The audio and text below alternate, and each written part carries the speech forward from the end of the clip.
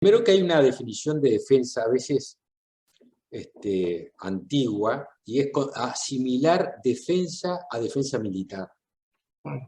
Y el concepto de la defensa es un concepto mucho más amplio. El componente militar es un componente de la defensa, no el único. Y por eso nosotros, en el decreto de la política de defensa del año 2020, incluimos un concepto que es un concepto de nación, acuñado por Naciones Unidas en el año 94, que es la seguridad humana. Es decir, que toda nuestra política de defensa está orientada o está guiada por un concepto que es el de la seguridad humana, que es un concepto holístico, integral, y que en virtud de las diferentes amenazas que puede tener la seguridad de la persona, actúa la política de defensa.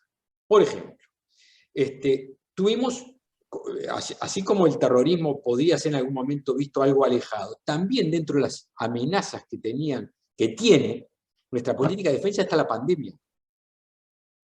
Cuando se incluyó esto ya hace 10 años atrás, la única referencia a una pandemia era de 1918.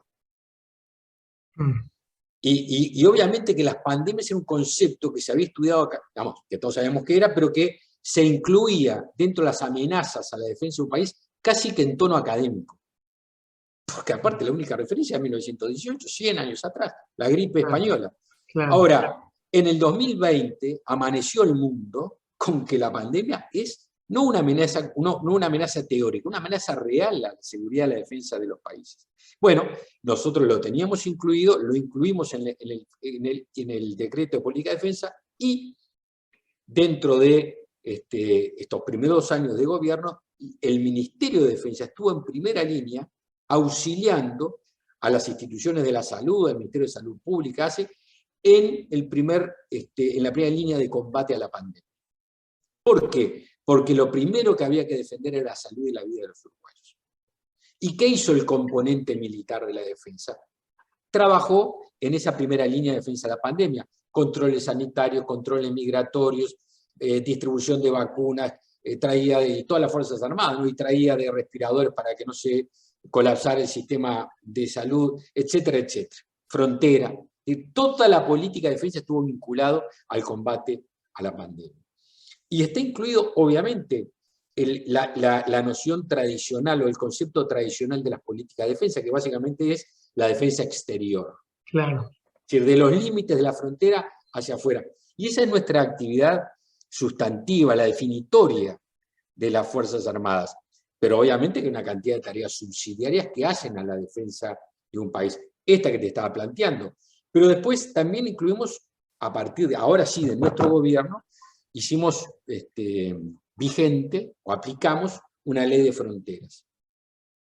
Y le dimos jurisdicción a nuestras Fuerzas Armadas en una franja de 20 kilómetros fronteras adentro del Uruguay. Uno dice, bueno, pero es poco 20 kilómetros. Ahora, uno hace el perímetro de esos 20 kilómetros y en términos absolutos la quinta parte del territorio nacional, unos 35.000 kilómetros cuadrados. No es poca cosa. Si uno gira esos 20 kilómetros, claro, alrededor de todo el territorio, claro. De 176.000 kilómetros, 35.000 lo integran esos 20 kilómetros cuando se hace el perímetro del país. Y allí se le dio jurisdicción a las Fuerzas Armadas. ¿Por qué? Porque las fronteras, como cualquier frontera de cualquier país del mundo, son áreas muy sensibles. Yo siempre digo, las fronteras de un país es como las ventanas y las puertas de tu casa. Si tú dormís con las puertas y las ventanas abiertas, seguro ahí en algún momento se te mete. Y se te mete mal. Entonces es mejor tener controladas las puertas y las ventanas de una casa. Poder tenerlas abiertas con tranquilidad y controladamente. Y por eso se hizo esta ley, y al día de hoy, más de 170 episodios de delitos flagrantes fueron reprimidos por las Fuerzas Armadas a partir de esa ley de frontera. Claro. Tráfico de estupefacientes, requisa de armas, encontrar personas que estaban requeridas por la justicia, gran contrabando, muchos de ellos delitos típicamente de claro. Frontera, ¿no? Como el gran contrabando. Entonces, a esa pregunta de si se justifica un Ministerio de Defensa, que en verdad, cuando uno la baja un poquito más, ¿se justifica tener Fuerzas Armadas? Claro. Porque esa fue la pregunta, lo que se decía hasta no hace mucho en Uruguay. Desde algunos sectores de la izquierda uruguaya se ponía en cuestionamiento la existencia de Fuerzas Armadas en Uruguay. Y yo pregunto, hoy, ¿alguien puede cuestionar, después de del trabajo, el despliegue que han tenido las Fuerzas Armadas en frontera, en pandemia, en sus misiones básicas, que es necesario. Yo siempre decía, está bien, ponga en cuestión la existencia de las Fuerzas Armadas. A usted, si me dice que no debe existir una Armada Nacional, me tiene que decir quién va a cuidar nuestro mar, quién va a cuidar nuestras riquezas naturales, quién va a evitar que seamos expoliados, robados de nuestras riquezas, nuestros recursos, quién va a hacerse cargo eventualmente de evitar o participar en para minimizar los riesgos ecológicos o medioambientales que existen en el mar.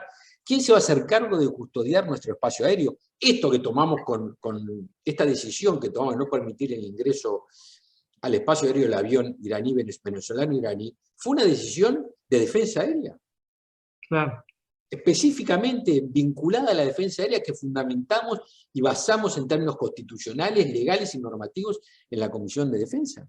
¿Quién se iba a encargar de hacer valer nuestra soberanía en el espacio aéreo? Y obviamente también en nuestro territorio terrestre, en nuestra frontera, se encargan las Fuerzas Armadas.